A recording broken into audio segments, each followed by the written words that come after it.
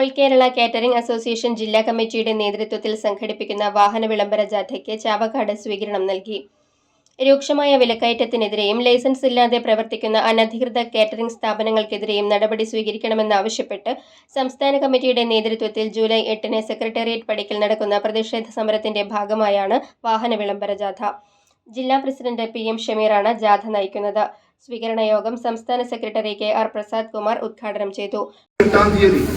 സെക്രട്ടേറിയറ്റിന്റെ മുന്നിൽ ഈ സംസ്ഥാനത്ത് അങ്ങോളം ഇങ്ങോളമുള്ള 10,000-കണക്കിന് കാറ്ററിംഗ് പ്രവർത്തകരും അവരുടെ കുടുംബാംഗങ്ങളും ഒത്തുകൂടി സെക്രട്ടേറിയറ്റിന് മുന്നിലേക്ക് ഒരു വലിയ പ്രതിഷേധ മാർച്ച് സംഘടിപ്പിക്കുകയാണ്.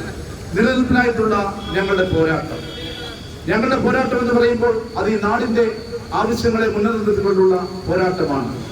വർദ്ധിച്ചു വരുന്ന വിലക്കയറ്റം, റോക്കറ്റ് പോലെ കുതിച്ചുയരുന്ന അവശ്യ വസ്തുക്കളുടെ വിലവർദ്ധനവ് കേറ്ററിംഗ് മേഖലയെ മാത്രമല്ല ഈ നാടിന്റെ സമസ്ത മേഖലയിലുള്ള ജനവിഭാഗങ്ങളെയും ഒരുപോലെ പ്രതികൂലമായി ബാധിച്ചിരിക്കുന്ന കാലഘട്ടത്തിൽ മേഖലാ പ്രസിഡന്റ് CP രാജു അധ്യക്ഷത വഹിച്ചു.